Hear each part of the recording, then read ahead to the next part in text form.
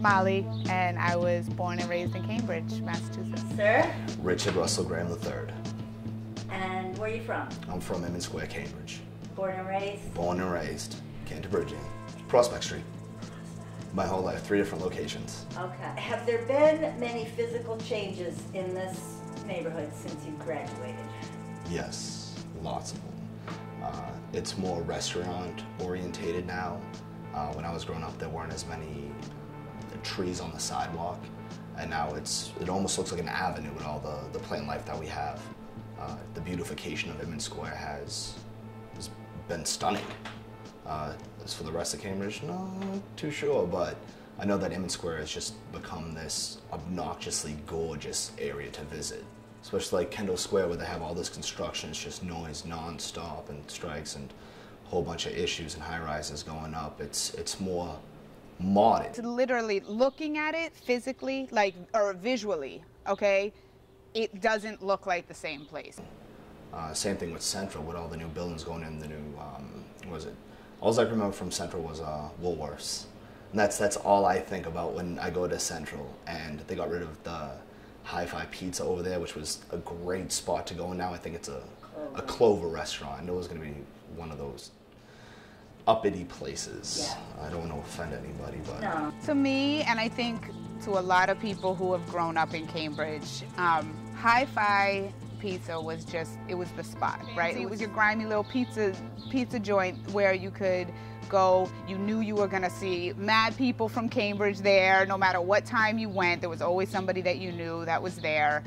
We used to have these gorgeous little, well, Inman Square, we used to have these gorgeous little antique shops. And now it's upscale sandwiches, it's upscale, Eastern seafood restaurants. The neighborhood that you grew up in, has there been many physical changes or... The neighborhood that I grew up... Since you graduated from high school?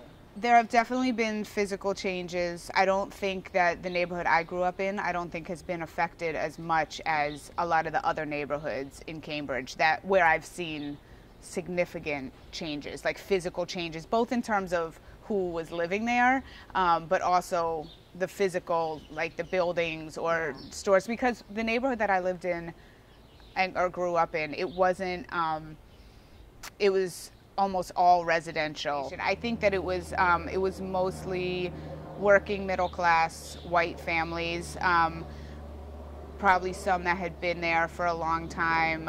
Italian, I mean, that has changed, so there's like the Santa Lucia festival that was right directly behind my house. It still goes on every summer. I believe it still goes on. I know there were some people in the neighborhood who were trying to petition. It was either a petition to stop it from happening or a petition to get it to end earlier because people complained about the noise. Who are these people?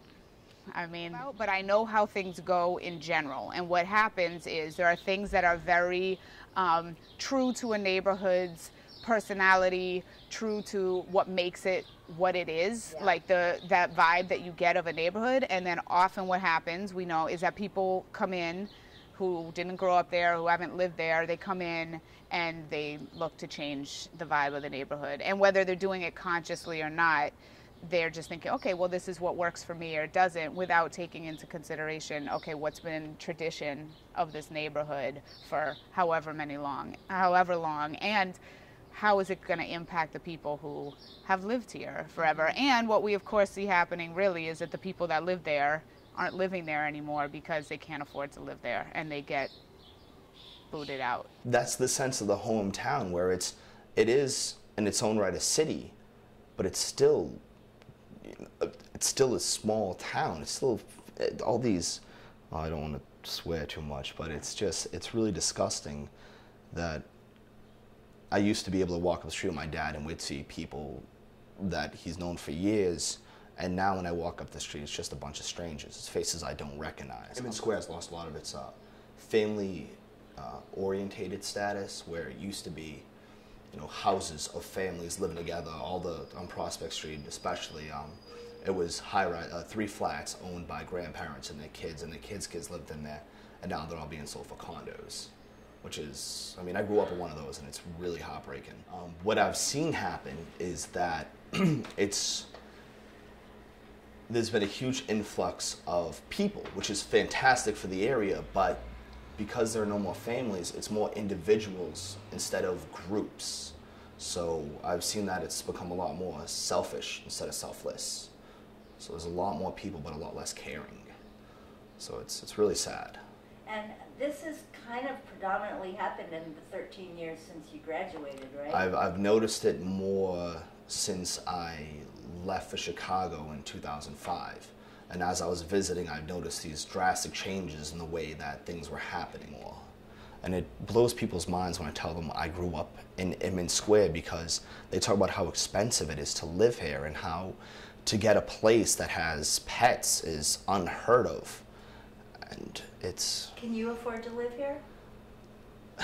No, I can't. Unless I knew the landlord, or, you know, I moved back in with my mother. Which, how does that make you feel inside?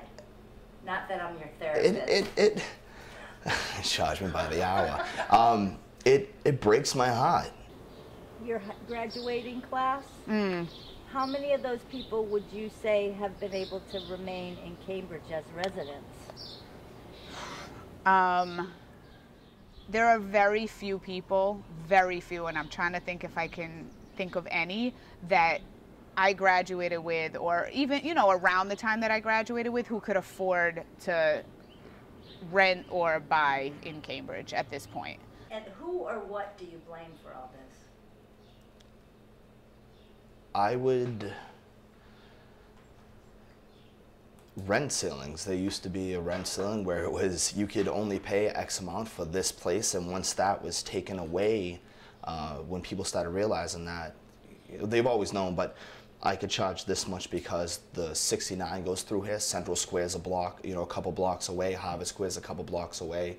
Union Square's right up the street. I blame it on the landlords getting selfish, and that's what it is. It's a lot of money. I've been living here in this neighborhood for about 9 years, and have definitely seen significant changes happen in this neighborhood.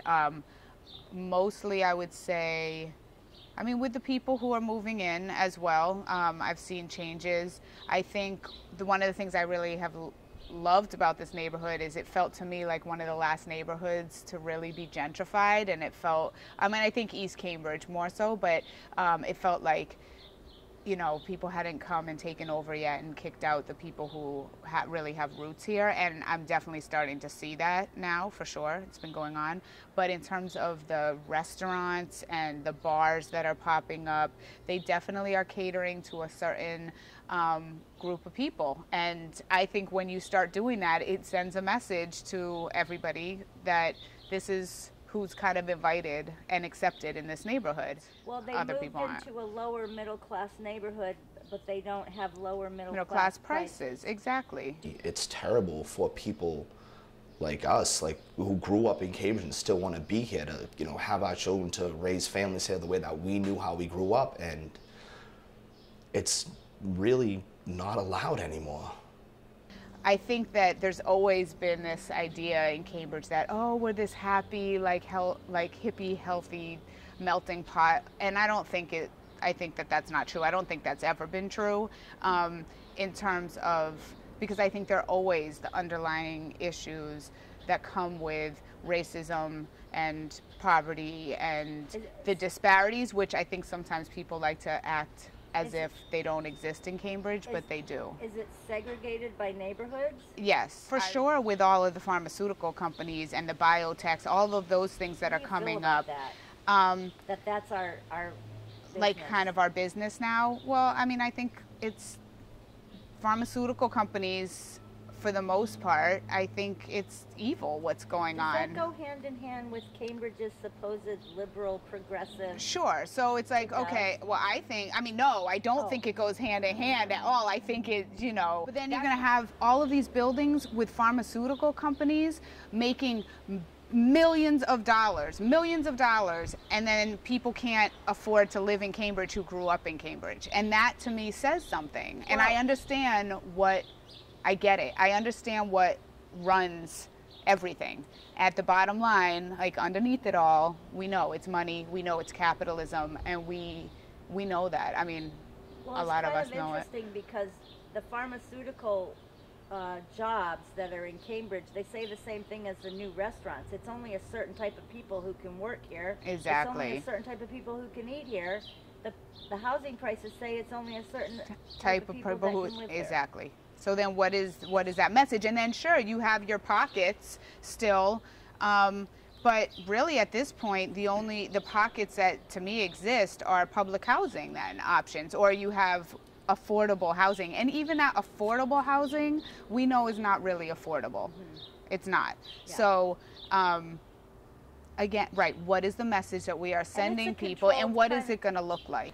So if you had some advice for the Cambridge Planning Board, what would you tell them? For the Cambridge Planning Board, leave it alone. Leave Cambridge alone. Let us love our city the way we love it. Don't make decisions for us, please. Please, it's our city. You just happen to sign papers. You're in charge of saying it's okay to tear down the Harrington School and the Darnley Field, a park that I grew up playing baseball in, all my friends, my family members, my aunts and uncles, everyone, and now they're gonna tear it down and rebuild it. It's a gorgeous park. Leave it alone. Oh. Yeah, it's just things are changing too fast for the people who grew up here. I don't like it. Do you have any thoughts on the traffic? I hate it. It's now, in Cambridge, it's now become a war between cyclists and the drivers. It's no longer, it's the traffic. I mean, I read a statistic a long time ago that it was 3 cars for every house. There aren't enough streets to park those many cars. And it's horrible. You could see it, even before rush hour starts. Things are just backed up and no one's moving, and there's just horns and angry people screaming all the time, And that has just changed. It did not used to be it, like it that. wasn't like that at all. Everything would flow smoothly, and Yeah. now it's not flowing smoothly anymore. The new Cambridge. It's not the new flowing. Cambridge. Yeah. Welcome to Cambridge, where traffic doesn't flow smoothly. Welcome to a headache. Do you consider yourself townie? I've been told I'm a townie. How do you feel about that word? I fucking love it. I truly, truly do. When people call me a townie, I'm so happy. Like, you are absolutely right, I am. Richie, I have to thank you because you are one of the most honest-speaking, well-spoken, passionate people I've talked to in a long time. Thank you very much. It's been a pleasure. Thank you. Thank you, Molly. Thank you, Kristina. It was a pleasure.